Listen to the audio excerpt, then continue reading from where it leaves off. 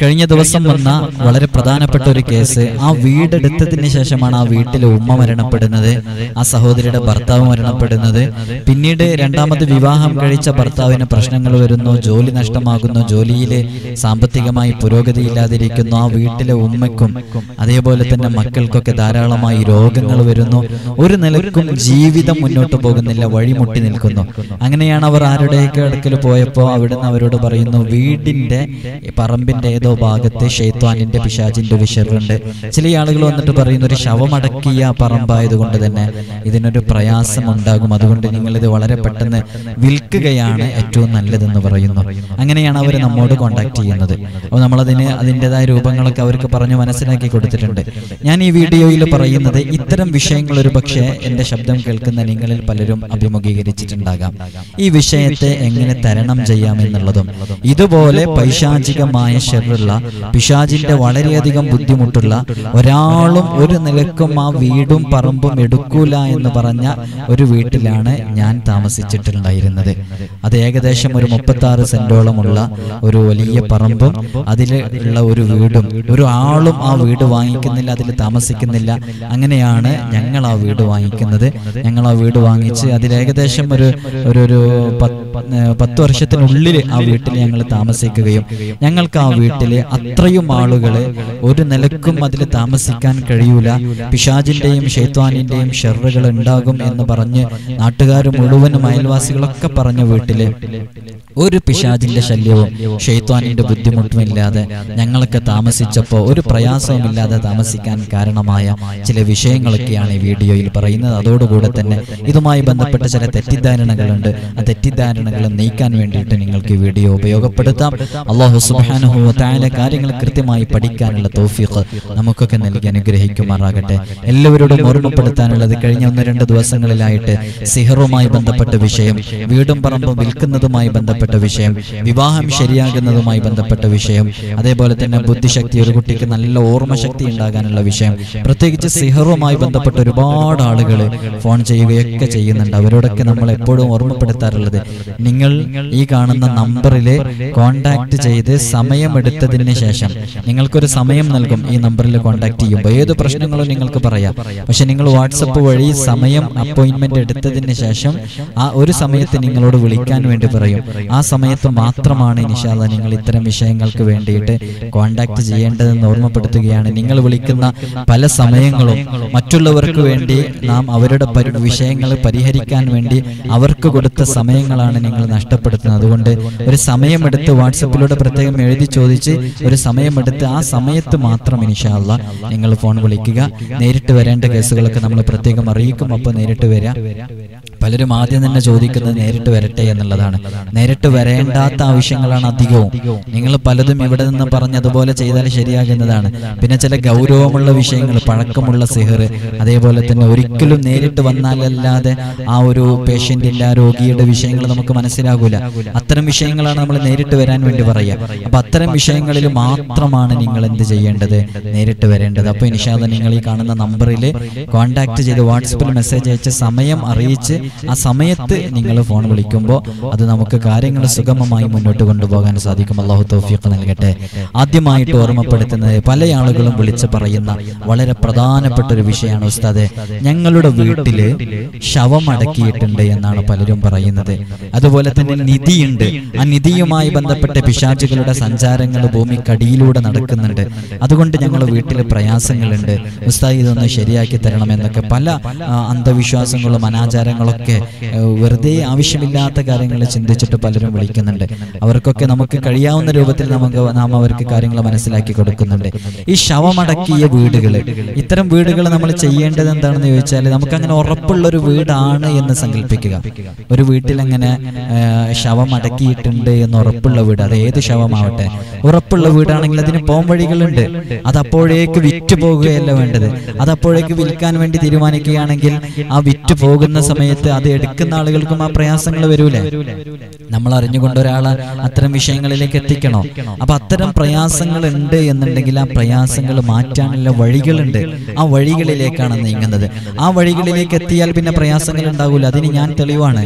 ഞങ്ങൾ താമസിക്കുന്ന വീട് ഞാൻ ഏകദേശം പറഞ്ഞല്ലോ, ഇപ്പോഴെല്ലാം മുമ്പ് ഏകദേശം ഒരു 10 വർഷത്തിനുള്ളിൽ താമസിച്ചിരുന്ന വീട് ഇതുപോലെ വലിയ പ്രയാസമുണ്ടെന്ന് പറയുകയും എന്നും രാത്രികളിൽ വീട്ടില് അപശബ്ദങ്ങൾ വരികയും മറ്റുള്ള സ്ഥലങ്ങളിൽ നിന്ന് ഏറ് വരുന്നുണ്ട് എന്നാണ് കൂടുതലും പറഞ്ഞിരുന്നത്. അതേപോലെ തന്നെ ആളനക്കങ്ങള്, അങ്ങനെയുള്ള പല പൈശാചിക ശത്രുക്കളും ആ വീട്ടിലും ആ പറമ്പിലും ഉണ്ടെന്ന് പറഞ്ഞ് ആ പറമ്പില് ഞങ്ങൾ ഏകദേശം 10 വർഷത്തിനുള്ളിൽ താമസിച്ചിട്ട് ഒരു പ്രശ്നവും ഒരു പ്രയാസവും ആ വീട്ടിലുണ്ടായില്ല. അപ്പോ അതിന് ചെയ്യേണ്ട ചില മാർഗങ്ങളൊക്കെ ഇതിൽ പറയുന്നുണ്ട്.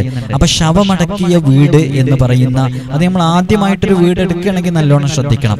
അത്തരം ഷെറുകളുള്ള വീടുകളാണോ എന്ന് നോക്കണം. അതെങ്ങനെ നോക്കി മനസ്സിലാക്കാൻ പറ്റും? നമ്മൾ കൈമാറ്റം ചെയ്തു വരുന്ന സമയത്ത് തൊട്ട് മുമ്പുള്ള ആളുകളുടെ അടുക്കൽ അത് ആരാണ് കൊടുത്തതെന്ന് ചോദിച്ചാൽ അവർക്കത് പറയാൻ പറ്റും. അതിന്റെ മുമ്പുള്ള ആളുകളെ തൊട്ട് പറയാൻ പറ്റും. അങ്ങനെ ആ ഭൂമിയുടെ ഒരു ഹിസ്റ്ററി, ആ ഒരു പ്രോപ്പർട്ടിയുടെ ഒരു ഹിസ്റ്ററി നമുക്ക് കിട്ടും. അങ്ങനെ ഒരു ഹിസ്റ്ററി കിട്ടിക്കഴിഞ്ഞാൽ നമുക്ക് അത് ഏകദേശം ആ ഭൂമി എത്രത്തോളം നല്ല ഭൂമിയാണ്, എങ്ങനെയാണ് അതിന്റെ കിടപ്പ്, ആരൊക്കെയാണ് അതിൽ താമസിച്ചിരുന്നത്, ഏത് രൂപത്തിലാണ് അവരുടെ ജീവിതശൈലി എന്നെല്ലാം മനസ്സിലാക്കാൻ സാധിക്കും. അപ്പൊ ആ ഒരു അന്വേഷണം പൊതുവിൽ വീട് എടുക്കുന്നതിന്റെ മുമ്പ്, സ്ഥലം എടുക്കുന്നതിന് മുമ്പ് നടത്തുന്നത് വളരെ ഉചിതമായിരിക്കും. അപ്പൊ ഇത്തരം ശവമടക്കിയ പറമ്പുകളൊക്കെ ഉണ്ടെന്നുണ്ടെങ്കിൽ നമുക്ക് ഒഴിവാക്കാൻ പറ്റും. ഇനി ഇതൊന്നും അറിയാത്ത ചില വിഷയങ്ങളിൽ ചില അടയാളങ്ങളെ കൊണ്ട് ഇപ്പൊ ഈ ശ്വാസമുട്ട്, അതേപോലെ തന്നെ ഈ അങ്ങനെ എപ്പോഴൊരു ഭയം ഉണ്ടാകുക, പേടി ഉണ്ടാവുക, അതേപോലെ തന്നെ മരിച്ച ആളുകളൊക്കെ സ്വപ്നം കാണുക, ഒരു ഭ്രാന്ത് പോലെയുള്ള ഒരു അവസ്ഥാവിശേഷത്തിലേക്ക് എത്തുക, ഇങ്ങനെയുള്ള ചില സംഭവങ്ങളൊക്കെ ഉണ്ടെന്നുണ്ടെങ്കിൽ അത് ചില അടയാളങ്ങളാണ്, ചില സൂചനകളാണ്. ശവമടക്കിയ വീടുമായി ബന്ധപ്പെട്ട് പിശാചിന്റെ ഷെറുമായി ബന്ധപ്പെട്ടുള്ള ചില സൂചനകളാണ്.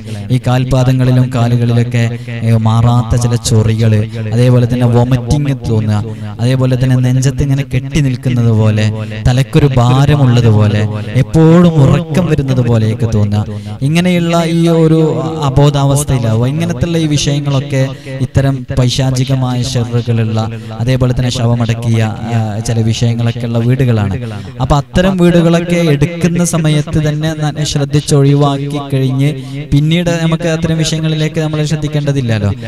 നേരെ മറിച്ച് നമ്മൾ എടുത്തു കഴിഞ്ഞതിന് ശേഷം ഇത്തരം അടയാളങ്ങളൊക്കെ വരികയാണ് എന്നുണ്ടെങ്കിൽ അതൊന്നും ശ്രദ്ധിച്ച് അതിനുള്ള വഴികളൊക്കെ മറ്റുള്ള ആളുകളോട്, അറിയുന്ന ആളുകളോടൊക്കെ ചോദിച്ച് ഇത്തരം വിഷയങ്ങൾ ഈ വീട്ടിൽ വരുമ്പോഴുണ്ട്. ഡോക്ടറെ കാണിക്കുമ്പോഴൊന്നും ഈ വിഷയങ്ങളൊന്നും കാണുന്നില്ല, ഉസ്താദ് ഒന്ന് നോക്കിയിട്ട് എന്താ കാര്യങ്ങളൊന്ന് പറഞ്ഞു തരണം എന്നൊക്കെ പറഞ്ഞാൽ ഇന്ന് പറഞ്ഞു കൊടുക്കാൻ പറ്റുന്ന ആളുകളൊക്കെ ഉണ്ട്. അവരൊക്കെ കൃത്യമായിട്ട് പഠിച്ച ആളുകൾ, ഭൂമിയെ കുറിച്ച് അറിയുന്ന ആളുകളൊക്കെ കൃത്യമായിട്ട് അത് പറഞ്ഞു വരും. ഈ പിശാചിന്റെ തേർവാഴ്ചകളുള്ള ചില ഭാഗങ്ങളൊക്കെ ഉണ്ടാവും. ഇപ്പോൾ ഞാനൊരു ഉദാഹരണം പറഞ്ഞാൽ, ഒരു വീട് ഇങ്ങനെ നിൽക്കുന്നുണ്ട്, ആ വീടിന്റെ ഏതെങ്കിലും ഒരു ഭാഗത്ത് ഒരു ക്ഷേത്രമോ അല്ലെങ്കിൽ ഹൈന്ദവാചാരവുമായി ബന്ധപ്പെട്ട അമ്പലങ്ങളോ മറ്റോ ഉണ്ടെന്ന് വെക്കാം. അതേപോലെ തന്നെ അതിന്റെ ഓപ്പോസിറ്റ് സൈഡിൽ വേറൊരു അമ്പലം എന്തായാലും ഏകദേശം വരുമല്ലോ. അങ്ങനെ വരുന്നുണ്ട് എന്നുണ്ടെങ്കിൽ ചിലപ്പോ അവരുടെ ആ മൂർത്തികൾക്കും അതേപോലെ ദേവങ്ങൾക്കൊക്കെ, അവരുടെ പിശാചുകൾക്ക്, ശൈത്വാനികൾക്കൊക്കെ അവരുടെ ഒരു സഞ്ചാരപാത മുറിക്കുന്ന രൂപത്തിലാണ് നമ്മുടെ വീടുകൾ മറ്റൊക്കെ ഉണ്ടെന്നുണ്ടെങ്കിൽ ചിലപ്പോൾ ചില പ്രയാസങ്ങളൊക്കെ വരും. അപ്പൊ ഇത്തരം പ്രയാസങ്ങൾ, ഞാൻ നേരത്തെ പറഞ്ഞ ഈ ശവവുമായി ബന്ധപ്പെട്ട പ്രയാസങ്ങൾ, പൈശാചിക ഷെറുള്ള വീടുകൾ, അതേപോലെ തന്നെ ഇപ്പൊ ഞാൻ പറഞ്ഞ ഈ പോക്കുവരവുമായി ബന്ധപ്പെട്ട വിഷയങ്ങൾ, ഈ പിശാചിന്റെ സഞ്ചാരപഥത്തിനെ തടസ്സപ്പെടുത്തുന്ന രൂപത്തില് അങ്ങനെയുള്ള വിഷയങ്ങളൊക്കെ വരുന്ന സമയത്ത് നമ്മൾ മനസ്സിലാക്കേണ്ടത്, നേരത്തെ ഇപ്പൊ ഞാൻ സൂചിപ്പിച്ചല്ലോ, ഒരു കുടുംബം മരണപ്പെട്ടു എന്നൊക്കെ പറയുന്നത് ആ വീടെടുത്തതിന് ശേഷമാണെന്ന്. അതൊരിക്കലും അങ്ങനെ ആയിക്കൊള്ളണമെന്ന് നിർബന്ധമില്ല. അത് സ്വാഭാവികമായിട്ട് അങ്ങനെ സംഭവിച്ചതായേക്കാം. നമ്മുടെ വീട്ടിൽ ഇങ്ങനെയുള്ള എന്ത് പ്രശ്നങ്ങളുണ്ടെങ്കിൽ ആ വീട് വിൽക്കേണ്ട ആവശ്യം തന്നെ വരുന്നില്ല. നാം ചെയ്യേണ്ട ചില കാര്യങ്ങൾ അവിടെ കൃത്യമായി ചെയ്തു പോന്നാൽ ഒരു ശൈത്വാനിന്റെയും ഒരു പിശാചിന്റെയും ഒരു ദേവികളുടെയും ഒരു ദേവങ്ങളുടെയും ഒരു പോക്കുവരവിന്റെയും ശല്യം നമ്മുടെ വീട്ടിലുണ്ടാവില്ല. അതിന് കൃത്യമായി നാം ചെയ്യേണ്ട കാര്യങ്ങൾ കൃത്യമായി ചെയ്യണം, എന്നാൽ ഒരു പ്രയാസം ഉണ്ടാവില്ല. ഞാൻ പറഞ്ഞല്ലോ, ഞങ്ങൾ അത്തരം ഒരു വീട്ടിലായിരുന്നു വർഷങ്ങൾക്ക് മുമ്പ് താമസിച്ചിരുന്നത്.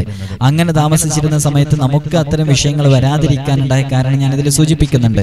അപ്പൊ അത്തരം പോക്കുവരവുകള്, അതേപോലെ തന്നെ ശവമടക്കിയ വീടൊക്കെ ആണെന്നുണ്ടെങ്കിൽ അത് കൃത്യമായി അറിയുന്ന വീടാണ്. ഈ ഭാഗത്ത് ഇങ്ങനെ ഒരു ശവം അടക്കപ്പെട്ടിട്ടുണ്ട് എന്ന് അറിയുന്ന വീടാണെങ്കിൽ അതിന് കൃത്യമായൊരു വഴിയുണ്ട് ആ ഒരു പ്രശ്നത്തിനെ പരിഹരിക്കാൻ.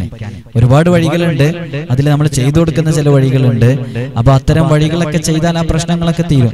ഈ പിശാചിന്റെ സാന്നിധ്യമുള്ള ചില ഏരിയകളുണ്ട്, അത് നമ്മൾ എത്ര നിഷേധിച്ചിട്ടും കാര്യമില്ല. ചില ഏരിയകളിലൊക്കെ പിശാചിന്റെ സാന്നിധ്യം ഉണ്ടാവും. ഇപ്പൊ ഈ കന്നിമൂല എന്നൊക്കെ പറഞ്ഞിട്ട് കേട്ടിട്ടില്ലേ? പലരും പല വിഷയങ്ങളിൽ അങ്ങോട്ടും ഇങ്ങോട്ടും തർക്കിക്കുന്നവരൊക്കെയാണ്. എന്തു തന്നെയായാലും ഈ കന്നിമൂലയിലൊക്കെ പിശാചിന്റെ സാന്നിധ്യം ഉണ്ടെന്ന് പറയുന്നുണ്ടല്ലോ. അപ്പൊ പിശാചിന്റെ സാന്നിധ്യമുള്ള സ്ഥലങ്ങളിൽ ഇപ്പൊ ഒരു ഉദാഹരണം പറയാം. കന്നിമൂലയിൽ പിശാചിന്റെ സാന്നിധ്യം ഉണ്ടെന്ന് ചിലരെങ്കിലും പറയുന്നില്ലേ? ചിലരൊന്നും സമ്മതിച്ചു കൊടുക്കൂല, ചിലരെങ്കിലും അത് പറയുന്നുണ്ടല്ലോ. ആ കന്നിമൂലയില് ഈ പിശാചുകൾക്ക് ഹബീബായ സല്ലല്ലാഹു അലൈഹി വസല്ലം തങ്ങള് നമ്മെ പഠിപ്പിച്ചതല്ലേ, നിങ്ങൾ ബാത്റൂമിലേക്ക് ചെല്ലുന്ന സമയത്ത് അല്ലാഹുമ്മ അഊദു ബിക മിനൽ ഖുബ്സി വൽ ഖബായിസി, ആൺ പിശാചുക്കളിൽ നിന്നും പെൺ പിശാചുക്കളിൽ നിന്നും കാവൽ തേടുന്നു എന്ന് പറഞ്ഞിട്ടല്ലേ നമ്മൾ ബാത്റൂമിലേക്ക് കയറുന്നത്. അപ്പൊ പിശാചുക്കൾ ഉണ്ട് എന്നുള്ളത് ഉറപ്പായില്ലേ? ആ പിശാചുക്കളുടെ സാന്നിധ്യം ഉണ്ടാകല് മ്ലേച്ഛമായ വസ്തുക്കളിലാണെന്ന് ഉറപ്പായില്ലേ? കാരണം അതുകൊണ്ടാണല്ലോ ബാത്റൂമിലേക്ക് കയറുമ്പോൾ അങ്ങനെ ചെല്ലാൻ വേണ്ടി നിർദ്ദേശിച്ചത്. അപ്പൊ നമ്മുടെ ഈ കന്നിമൂലയിലൊക്കെ പിശാചിന്റെ സാന്നിധ്യം ഉണ്ട് എന്ന് ചില ആളുകളൊക്കെ വിശ്വസിക്കുന്നുണ്ട് എങ്കിൽ, ചില മതവിഭാഗങ്ങളൊക്കെ വിശ്വസിക്കുന്നുണ്ട് എങ്കിൽ, അവിടെ പിശാചിന്റെ സാന്നിധ്യം ഉണ്ടെങ്കിൽ അവിടെ നാം ബാത്റൂം വെച്ച് കഴിഞ്ഞാൽ, സ്വാഭാവികമായിട്ട് ഞാൻ നിങ്ങളോട് ചോദിക്കണം, അവിടെ ബാത്റൂം വെച്ച് കഴിഞ്ഞാൽ അത്തരം മ്ലേച്ഛമായ വസ്തുക്കളുള്ള ആ ഭാഗത്താണ് ഈ കന്നിമൂല വരുന്നത് എന്നുണ്ടെങ്കിൽ അവിടെ ശൈത്വാനിന്റെ ആവാസ കേന്ദ്രമായി മാറൂലേ? സ്വാഭാവികമായൊരു സംശയമാണ്. അപ്പൊ അത്തരം മാറാൻ സാധ്യതയുണ്ട്. അതിന്റെ മറുപടിയാണ് പറയുന്നത്, മാറാൻ സാധ്യതയുണ്ട്. അപ്പൊ അത്തരം ഭാഗങ്ങളൊക്കെ നല്ല ശുദ്ധമായ രൂപത്തിലേക്ക് മാറ്റിവെക്കണം, അല്ലെങ്കിൽ അവിടെ പിശാചിന്റെ സാന്നിധ്യം ഉണ്ടാകും. അപ്പൊ ഇത്തരം വിഷയങ്ങളൊക്കെ നല്ലോണം ശ്രദ്ധിക്കണം. ഇങ്ങനെ ശ്രദ്ധിച്ച് കാര്യങ്ങൾ മുന്നോട്ട് കൊണ്ടുപോയാൽ ഏതു വീടും സ്വർഗ്ഗതുല്യമാകും, ഏതു വീട്ടിലും പ്രയാസമുണ്ടാകില്ല. അപ്പൊ ഇന്നത്തെ ഈ ഒരു വീഡിയോയിൽ നാം പറയുന്നത്, ഏത് രൂപത്തിലുള്ള വീടാണെങ്കിലും, ഇപ്പൊ വീടിന് പ്രയാസമുണ്ടെന്ന് ആരെങ്കിലും വന്ന് പറഞ്ഞു, അതേപോലെ തന്നെ നിങ്ങളുടെ ബാത്റൂം ഇവിടെ നിന്ന് പൊളിച്ചു മാറ്റണം, നിങ്ങളുടെ ഈ വീടിന്റെ സ്ട്രക്ചർ ശരിയായിട്ടില്ല, ഇതിന്റെ ഈ ഭാഗം പൊളിച്ചു മാറ്റണം, ഇങ്ങനെയൊക്കെ പറയുന്ന പല ആളുകളുണ്ട്. ഒരു വീടും നമ്മൾ സാമ്പത്തികമായി ചെലവഴിച്ച് ഫിനാൻഷ്യലി നല്ലോണം എക്സ്പെൻസ് നടത്തിയിട്ട് ഉണ്ടാക്കിയ ഒരു വീടും പൊളിച്ചു മാറ്റരുത്. അത് ഓർമ്മപ്പെടുത്തണം. നിങ്ങൾ എന്ത് പ്രശ്നങ്ങളുണ്ടെങ്കിലും, അത് വീട് പൊളിക്കാതിരിക്കാൻ വേണ്ടി ഞാൻ പറയുന്നത്, നിങ്ങൾ എന്ത് പ്രശ്നങ്ങളുണ്ടെങ്കിലും വീടുമായി ബന്ധപ്പെട്ട വിഷയങ്ങൾക്ക് വിളിച്ചോ, ഒരു നിലക്കും പൊളിച്ചു മാറ്റേണ്ട ആവശ്യമില്ല. അതിനൊക്കെ പല പരിഹാരങ്ങളുണ്ട്. പൊളിച്ചു മാറ്റാൻ തന്നെ എന്തെങ്കിലും ഷെർ ഉണ്ടെന്ന് സമ്മതിച്ചാൽ തന്നെ ആ ഷെറുകളും പിശാചിന്റെയും ശൈത്വാനിന്റെയും ബുദ്ധിമുട്ടുകളെ മാറ്റാനുള്ള വഴികളുണ്ട്. നിങ്ങൾ ഈ നമ്പറിൽ ഞാൻ എന്നെ വിളിച്ചോ എന്ന് പറയാൻ വേണ്ടിയിട്ടല്ല, പൊളിക്കണ്ട എന്ന് പറയാൻ വേണ്ടിയിട്ടാണ് അത്രയും ശക്തമായിട്ട് പറയുന്നത്. ഒരു വീടും നമ്മൾ എത്ര ചോര നീരാക്കിയിട്ട് ഗൾഫുകളിലൊക്കെ പ്രവാസികൾ പോയിട്ട് അങ്ങേയറ്റം കഷ്ടപ്പെട്ട് അവരൊക്കെ ചുട്ടുപൊള്ളുന്ന മണലാരണ്യത്തിൽ പോയിട്ട് അവരെത്ര, നമ്മൾ ഈ നാട്ടിൽ ജോലി ചെയ്യുന്നതിനേക്കാട്ടിലും കൂടുതൽ അങ്ങേയറ്റം കഷ്ടപ്പെട്ട് വിയർപ്പ് ഒഴിച്ചുണ്ടാക്കിയ ആ വീട്, നല്ല മനോഹരമായി ഉണ്ടാക്കിയ ആ വീട് പൊളിക്കാൻ വേണ്ടിയിട്ട് പറയേ, അലങ്കോലമാക്കാൻ വേണ്ടി പറയേ, അത് വൃത്തികേടാക്കാൻ വേണ്ടി പറയേ. അതിൻ്റെ ഒന്നും ആവശ്യമില്ല. എന്ത് പ്രശ്നങ്ങളുണ്ടെങ്കിലും അതിന് പരിഹാരമുണ്ട്, അതിന് ചെയ്യേണ്ട ചില വഴികളുണ്ട്. ആ വഴികൾ ചെയ്തിട്ട് നിങ്ങൾ ഒരു 40-60 ഒരു മാസമെങ്കിലും അങ്ങനെ ചെയ്തു നോക്ക്, ചുരുങ്ങിയത്. എന്നാൽ തന്നെ നിങ്ങൾ അനുഭവിക്കുന്ന ആ പ്രശ്നങ്ങൾക്ക് പരിഹാരമാകും. നാം ചെയ്യേണ്ടത് ചെയ്യണ്ടേ. പിന്നെ ഇത്തരം ചില കാര്യങ്ങളൊക്കെ നാം ശ്രദ്ധിക്കണം. സയന്റിഫിക്കലി ചില വിഷയങ്ങളൊക്കെ നമ്മുടെ വീടിന്റെ അകത്തളങ്ങളിലേക്ക്, ഇപ്പൊ ഒരു ഉദാഹരണം പറയാം, നമ്മുടെ വീടിന്റെ അകത്തളത്തിലേക്ക് ഒരു നിലക്കും ഈ സൂര്യപ്രകാശം തട്ടുന്ന രൂപത്തിലല്ല അതിന്റെ സ്ട്രക്ചർ. ഞാനൊരു ഉദാഹരണം പറയണം.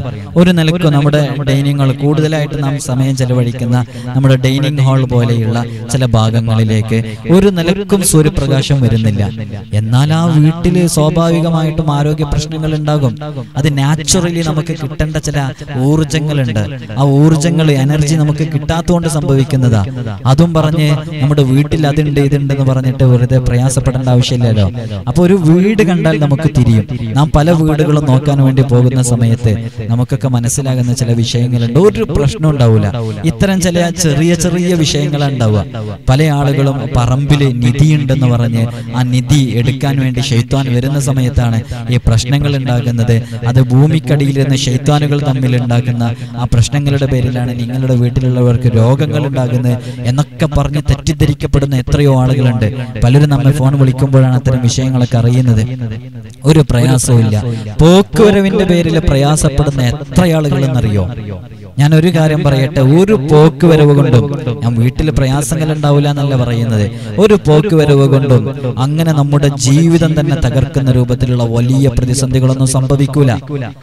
ഇനി അങ്ങനെ എന്തെങ്കിലും ഉണ്ടെങ്കിൽ തന്നെ അത് പരിഹരിക്കപ്പെടാനുള്ള മാർഗങ്ങളാണ് ഇതിൽ പറയുന്നത്. വളരെ കൃത്യമായി നിങ്ങൾ മനസ്സിലാക്കുക. ഏത് പിശാചിന്റെയും, ഏത് കൊടിയ ശൈത്താന്റെയും, ഏത് വലിയ ഷെറുകളാണെങ്കിലും അതിനൊക്കെ തട്ടിമാറ്റാനുള്ള വലിയ വഴിയാണ് പ്രിയമുള്ളവരെ ഇബാദത്തുകളിൽ സജീവമാവുക എന്നുള്ളത്. ഞാനിതില് 5 കാര്യങ്ങൾ പറയുന്നുണ്ട്.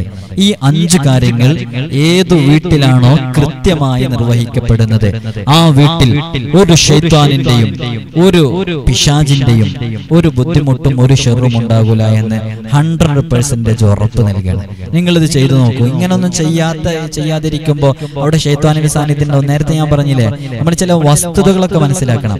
ഞാൻ നേരത്തെ കൃത്യമായി പറഞ്ഞിരുന്നു, കന്നിമൂലയിലെ പിശാചുകള് ശൈത്താനുകളുടെ അവരുടെ ആവാസ കേന്ദ്രമാണ് എന്ന് സങ്കല്പിക്കുക. അങ്ങനെയാണെങ്കിൽ അവരുടെ സാന്നിധ്യം അവിടെ ഉണ്ടെന്ന് സങ്കല്പിക്കാം. എന്നാൽ ആ കന്നിമൂലയിൽ നാം ബാത്റൂമോ അല്ലെങ്കിൽ മ്ലേച്ഛമായ വസ്തുക്കളോ അല്ലെങ്കിൽ കുളിപ്പുരയൊക്കെ വെച്ചാൽ ശൈത്വാനുകൾക്ക് ഒന്നുകൂടെ സജീവമാകാനുള്ള കാരണമാകും. നേരെ മറിച്ച് ആ ഭാഗത്ത് നാം നമ്മുടെ ഇബാദത്ത് ചെയ്യാനുള്ള സ്ഥലങ്ങളാക്കി മാറ്റിയെടുക്കുക. അതേപോലെ തന്നെ നമ്മുടെ മെയിൻ ബെഡ്റൂം അത് ആ ഭാഗത്തേക്ക് ആക്കുക. അതേപോലെ തന്നെ ഇബാദത്തുകൾ ചെയ്യുന്ന ആരാധനകൾ നിർവഹിക്കപ്പെടുന്ന ഒരു ഏരിയ ആയിട്ട് ആ ഏരിയ മാറിയാൽ ഉള്ള ശൈത്വാന്റെ ഷർറങ്ങ് പോവില്ല ചെയ്യുക. അത്തരം ഭാഗങ്ങളിൽ ശൈത്വാൻ ഉണ്ടാവും. അവിടുന്ന് ഒരു വാങ്ങി വിളിക്കുമ്പോഴേക്ക് ശൈത്താൻ പോവില്ലേ ചെയ്യാ. അത് കാര്യങ്ങൾ കൃത്യമായി മനസ്സിലാക്കുക എന്നുള്ളതാണ്. ഏതു പ്രശ്നങ്ങളും പ്രതിസന്ധികളും ഉണ്ടെങ്കിൽ അതൊക്കെ പരിഹരിക്കപ്പെടാൻ കഴിയും ഇത്തരം വിഷയങ്ങൾ ശ്രദ്ധിച്ചാൽ മതി. അപ്പോ നമ്മുടെ വീട്ടിൽ സംഭവിക്കുന്ന സകല പ്രശ്നങ്ങൾക്കും പ്രതിസന്ധികൾക്കും ഈ ശവമടക്കിയ വീടാണെങ്കിലും അതേപോലെ തന്നെ പിശാചിന്റെ ശല്യമുള്ളത്, പോക്ക് വരവുള്ളത്, വീടിന്റെ സ്ട്രക്ചർ, ചില വീടുകളൊക്കെ നല്ലോണം ശ്രദ്ധിക്കണം. വീടിന്റെ സ്ട്രക്ചർ, നമ്മുടെ കണക്കുകളും അതിന്റെ കാര്യങ്ങളൊക്കെ റെഡിയാക്കിയിട്ട് അതിന്റെ സൂര്യപ്രകാശമൊക്കെ ലഭിക്കുന്ന രൂപത്തിലൊക്കെ കൃത്യമായിട്ടാണ് അതിന്റെ ഒരു വീട് ഫസ്റ്റ് ആയിട്ട് എടുക്കുമ്പോൾ നല്ലോണം ശ്രദ്ധിക്കണം. പല ആളുകളും നമുക്ക് പ്ലാൻ അയച്ചിട്ട് ഉസ്താദേ ഈ വീടിന് എന്തെങ്കിലും കുഴപ്പമുണ്ടോ, ഇതിന്റെ ബാത്റൂമിന്റെയും അതേപോലെ തന്നെ ബെഡ്റൂമിന്റെയും മാസ്റ്റർ ബെഡ്റൂമിന്റെയും അതേപോലെ കിച്ചണ് തുടങ്ങിയ ഭാഗങ്ങളിലൊക്കെ എന്തെങ്കിലും മാറ്റം വരുത്തണോ, അതൊരു ഫോർമാലിറ്റിക്ക് വേണ്ടിയിട്ടല്ല. അത് ആത്മാർത്ഥമായിട്ട് ചോദിക്കുന്നവരോടൊക്കെ നമ്മൾ അറിയുന്ന രൂപത്തിൽ കാര്യങ്ങളൊക്കെ പറഞ്ഞു കൊടുക്കാറുണ്ട്. ചില ബാത്റൂമുകളൊക്കെ നമ്മൾ മാറ്റിയിട്ട് മറ്റൊരു സ്ഥലത്തേക്ക് റീപ്ലേസ് ചെയ്യാറുണ്ട്. ചില കിച്ചൺ ഏരിയകളൊക്കെ നമ്മൾ മാറ്റിയിട്ട് മറ്റൊരു സ്ഥലത്തേക്ക് റീപ്ലേസ് ചെയ്യാറുണ്ട്. ചിലപ്പോൾ ഈ പടിഞ്ഞാറ് ഭാഗത്തൊക്കെ ചിലപ്പോൾ ചില കിച്ചണൊക്കെ വരും. ആ സമയത്ത് ഈ പടിഞ്ഞാറ് ഭാഗത്തൊക്കെ വരുന്ന സമയത്ത് പല കാരണങ്ങളെ കൊണ്ട് നമ്മളത് മറ്റു ഭാഗങ്ങളിലേക്കൊക്കെ മാറ്റിക്കൊടുത്ത് അതിന്റെ ഉത്തമ സ്ഥാനത്തേക്ക് മാറ്റി കൊടുക്കാറുണ്ട്. ചിലപ്പോൾ ചില കിണറുകളുടെ സ്ഥാനം അവർ കണ്ടെത്തിയ സ്ഥലം വേറൊരു സ്ഥലമായിരിക്കും. അത് നമുക്ക് ഉചിതമല്ല എന്ന് തോന്നുമ്പോൾ നമ്മളത് കൃത്യമായ സ്ഥലത്തേക്ക് റീപ്ലേസ് ചെയ്ത് കൊടുക്കാറുണ്ട്. അത് ചിലതൊക്കെ ഇങ്ങനെ ഫോണിലൂടെ പറഞ്ഞാൽ മനസ്സിലാവില്ല. അത് നേരിട്ട് ആ പ്ലോട്ടിൽ ചെന്ന് ഭൂമിയുടെ ഗമനാഗമനങ്ങൾ മനസ്സിലാക്കി, ഭൂമിയുടെ കിടപ്പ് മനസ്സിലാക്കി, അതിന്റെ ചരിവ് മനസ്സിലാക്കിയിട്ട്, വായുസഞ്ചാരം മനസ്സിലാക്കിയിട്ട്, അവിടുത്തെ ഭൂമിയുടെ ആ ശാസ്ത്രീയമായ രൂപങ്ങളൊക്കെ മനസ്സിലാക്കിയിട്ട് വിലയിരുത്തേണ്ടതാണ്. അപ്പൊ അത്തരം വിഷയങ്ങളൊക്കെ അങ്ങനെയാണ് ചെയ്യാറുള്ളത്. അപ്പൊ ശവമടക്കിയ വീടാണെങ്കിലും ശൈത്വാന്റെ ഷെറുള്ള വീടാണെങ്കിലും പോക്ക് വരവുള്ള വീടാണെങ്കിലും അമ്പലത്തിന്റെ നടകൾ മുറിച്ചുണ്ടാക്കപ്പെട്ട വീടാണെങ്കിലും ഏതു വീടാണെങ്കിലും ചില മരങ്ങളിലൊക്കെ പിശാചുകളുടെ സാന്നിധ്യം ഉണ്ടാവും. എന്റെ ശബ്ദം ഉമ്മമാര് കേൾക്കുന്നവരാണെങ്കിൽ അവർക്കൊക്കെ അറിയാം. ചില മരങ്ങളൊക്കെ പിശാചിന്റെ ശൈത്വാനിന്റെ ഷെറുകളൊക്കെ നല്ലോണം ഉണ്ടാകുന്ന ചില മരങ്ങളൊക്കെ ഉണ്ടാകും. പഴയ കാലങ്ങളിലുള്ള ആളുകൾക്കൊക്കെ അറിയാം.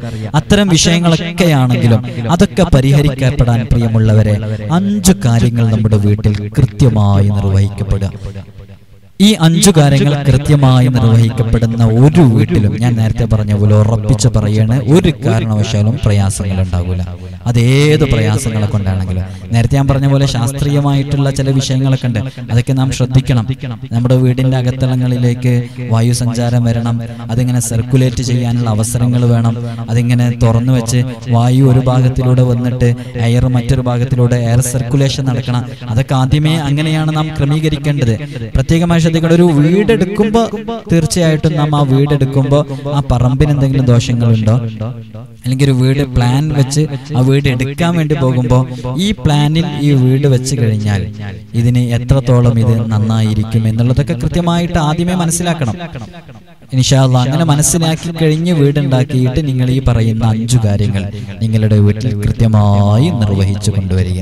അതിലൊന്നാമത്തെ കാര്യം വളരെ പ്രധാനമായി ശ്രദ്ധിക്കേണ്ടത് 5 വഖത്ത് നിസ്കാരം ആ വീട്ടിലെ നിർബന്ധമായിട്ടും പ്രായപൂർത്തിയെത്തിയ ഒരാളും ഒഴിവാക്കുന്ന സിറ്റുവേഷൻ, അവസ്ഥാവിശേഷം ആ വീട്ടിൽ ഉണ്ടാകാതിരിക്കുക.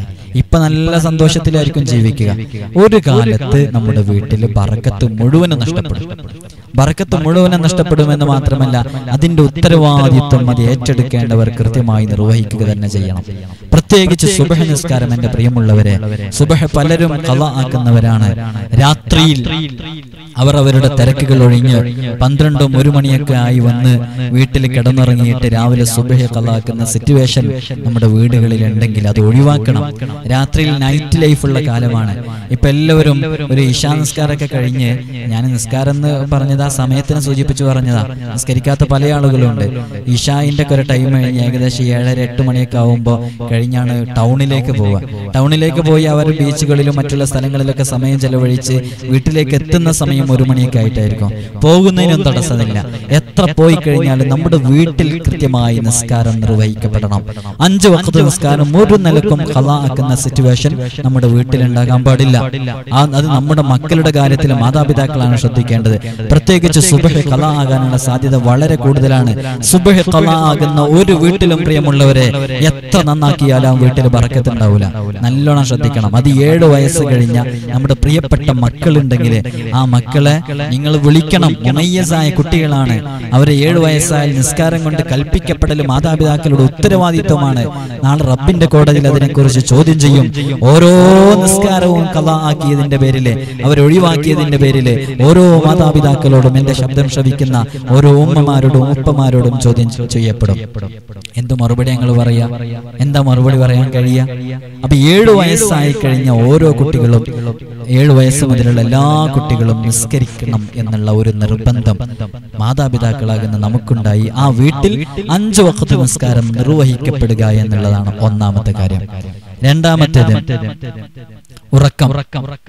ഈ സുബഹയുടെയും അതേപോലെ തന്നെ സൂര്യൻ ഉദിക്കുന്നതിന്റെയും ഇടയിലുള്ള ഉറക്കം. സുബഹ് നിസ്കാരം കഴിഞ്ഞ് സൂര്യൻ ഉദിക്കുന്നതിന്റെ ഇടയിലുള്ള സമയം, ആ സമയത്തിന് വലിയ ശ്രേഷ്ഠതയുണ്ട്. നല്ലോണം ശ്രദ്ധിച്ച് കേൾക്കണം. സുബഹ് നിസ്കാരം കഴിഞ്ഞ് സൂര്യൻ ഉദിക്കുന്നതിന്റെ ഇടക്കുള്ള സമയം, ആ സമയത്തിന് വലിയ ശ്രേഷ്ഠതയുണ്ട്. ആ സമയത്ത് ഉറങ്ങുന്നത് നമ്മുടെ ജീവിതത്തിൽ ബറക്കത്ത് നഷ്ടപ്പെടാൻ വലിയ കാരണമാകും. അത് ഇപ്പോൾ തന്നെ നിങ്ങൾ നോട്ട് ചെയ്ത് വെക്കുക. നമ്മുടെ വീട്ടിൽ അങ്ങനെ ഒരവസ്ഥാവിശേഷം ഉണ്ടോ എന്ന് നോക്കുക.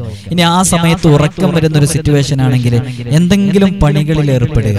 ഒന്നുമില്ലെങ്കിൽ നമുക്ക് നമ്മുടെ ആരോഗ്യം നന്നാക്കാൻ വേണ്ടിയിട്ടുള്ള ഒരു എക്സസൈസ് ഉണ്ടല്ലോ, വ്യായാമം, അതെങ്കിലും ചെയ്യുക. ഒരു പണിയും ഇല്ലെങ്കിൽ ഉറങ്ങിക്കഴിയുന്ന എന്ത് പ്രവർത്തനങ്ങളിലും ഏർപ്പെടാം, ഒരു കുഴപ്പമില്ല. യഥാർത്ഥത്തിൽ ഒരു ഈമാനുള്ള മുഅ്മിൻ ചെയ്യേണ്ടത് ആ സുബഹ് നിസ്കാരം കഴിഞ്ഞ് സൂര്യൻ ഉദിക്കുന്നത് വരെ അള്ളാഹുവിനെ ഇബാദത്തിലായിട്ട് സമയം ചെലവഴിക്കുകയാണ്. അതാണ് ഏറ്റവും നല്ലത് ആ സമയത്ത്. ഇനി ഇതിനൊന്നും താല്പര്യമില്ല എന്നുണ്ടെങ്കിൽ തന്നെ, ഞാൻ താല്പര്യമില്ല എന്ന് പറയില്ല, ഇതിനൊന്നും കഴിയുന്നില്ല എന്നുണ്ടെങ്കിൽ ഈ പറയുന്ന കാര്യം കൃത്യമായിട്ട് ചെയ്യാം. അതായത് എന്തെങ്കിലും കാര്യങ്ങളിൽ ഏർപ്പെട്ടുകൊണ്ടിരിക്കുക. അതുപോലെ തന്നെ നമ്മുടെ വീട്ടിൽ എല്ലാ ദിവസവും യാസീൻ പാരായണം ചെയ്യാം. അത് ഇശാ മഗ്രിബിന്റെ ഇടയിൽ ഓതുന്നവരാണെങ്കിലും അല്ലെങ്കിലും സുബഹ് നിസ്കാരം കഴിഞ്ഞ് ഒരു യാസീൻ, അത് വലിയ ബർക്കത്തുണ്ടാവും. നമ്മുടെ മജ്ലിസിൽ എല്ലാ സുബഹിക്കും മഗ്രിബിന് ശേഷം യാസീൻ ഓതുന്നുണ്ട്. ഒരു യാസീൻ സുബഹിന്റെ മഗ്രിബിന്റെ ഇടയിൽ ഓതുക, വലിയ ബർക്കത്താണ് അതിന്. അതേപോലെ തന്നെ ഹൈഫുലിന് വേണ്ടിയിട്ടുള്ള കാര്യങ്ങൾ വീട്ടിൽ ചെയ്തു വെക്കുക. ഹൈഫുലിന് വേണ്ടിയിട്ട് എന്ന് പറഞ്ഞാൽ ഒരു ആഫത്ത് മുസീബത്തുകളും ബുദ്ധിമുട്ടുകളിലും ഒന്നും പെടാതിരിക്കാൻ വേണ്ടിയിട്ട് നല്ല നല്ല ആത്മീയ രീതികളുണ്ട്. അതിന് ഖുർആൻ കൊണ്ടുള്ള ആത്മീയ രീതിയുണ്ട്, അസ്മാ കൊണ്ടുള്ള ആത്മീയ രീതിയുണ്ട്. അതേപോലെ തന്നെ ചില കാര്യങ്ങൾ ചെയ്തു വെക്കുക. അസ്മാ ഉൽ ബദ്ർ പോലെയുള്ള ചില സംഗതികൾ, നിങ്ങൾക്കതുമായി ബന്ധപ്പെട്ട ചരിത്രങ്ങളൊക്കെ അറിയാലോ. ഞാൻ വീഡിയോ ലെങ്ത് ആയി പോകുന്ന കരുതിയോണ്ട് പറയാതിരിക്കുന്നതാണ്. നമ്മുടെ വീട്ടിൽ അസ്മാഉൽ ഹുസ്ന വലിയ കാവലല്ലേ?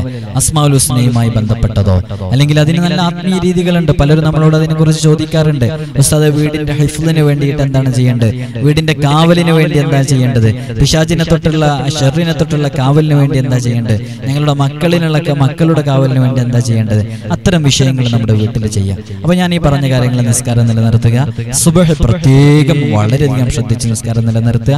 7 വയസ്സുള്ള കുട്ടികൾ മുതൽ വീട്ടിൽ നിസ്കരിക്കുന്ന ഒരു സംവിധാനം ഏർപ്പെടുത്തുക. ഒരു ദിവസം അത് ഒഴിവാക്കാതിരിക്കുക. അതേപോലെ തന്നെ സുബഹ് മുതൽ സൂര്യൻ ഉദിക്കുന്നത് വരെയുള്ള ടൈമിൽ ഉറങ്ങാതിരിക്കാൻ വേണ്ടി പരമാവധി ശ്രമിക്കുക. യാസീൻ നമ്മുടെ വീട്ടിൽ പതിവാക്കുക. കാവലിന് വേണ്ടിയുള്ള കാര്യങ്ങൾ നമ്മുടെ വീട്ടിൽ ചെയ്തു വെക്കുക. ഈ കാര്യങ്ങൾ കൃത്യമായി നിർവഹിക്കപ്പെടുന്ന വീടാണോ, ആ വീട് നിലകൊള്ളുന്ന പറമ്പാണോ, ആ വീട്ടില് ശവമടക്കിയതിന്റെ പേരിലോ പോക്കുവരവിന്റെ പേരിലോ പിശാചിന്റെ പേരിലോ ശൈത്വാനിന്റെ പേരിലോ ഒരു പ്രയാസവും ഉണ്ടാകില്ല എന്ന് 100% ഉറപ്പ് തരാൻ സാധിക്കും. എന്നെങ്കിലും ഒരു ദിവസം ചെയ്യുന്നവരെ കുറിച്ചല്ല ഈ പറയുന്നത്, എപ്പോഴെങ്കിലും ചെയ്യുന്നതിനെ കുറിച്ചും അല്ല ഈ പറയുന്നത്.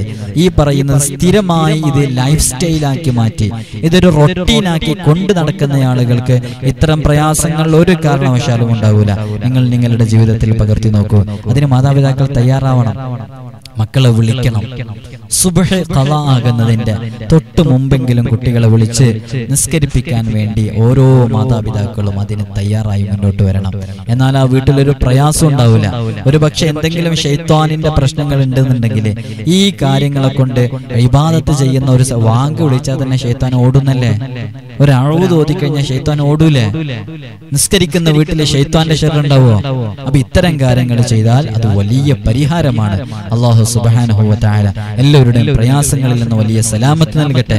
എല്ലാവരോടും ഓർമ്മപ്പെടുത്താനുള്ളത്, നിങ്ങളൊക്കെ പലരും ഇപ്പൊ കഴിഞ്ഞ ദിവസം സിഹറിന്റെ വീഡിയോ ഇട്ടപ്പോഴും അതേപോലെ ഒരുപാട് വിഷയങ്ങൾ ഇട്ടപ്പോ ഒരുപാട് ആളുകൾ ഡെയിലി എത്രയോ കോളുകൾ നിരന്തരം വന്നുകൊണ്ടിരിക്കുകയാണ്. അതുകൊണ്ട് ആ ഒരു വരവ് ഒഴിവാക്കാനും നിങ്ങൾ ആ വിളിക്കുന്ന സമയത്തൊക്കെ മറ്റുള്ളവർക്ക് അവരവരുടെ വിഷയങ്ങൾക്ക് പരിഹാരങ്ങൾ പറഞ്ഞു കൊടുക്കുന്ന സമയമാണ്.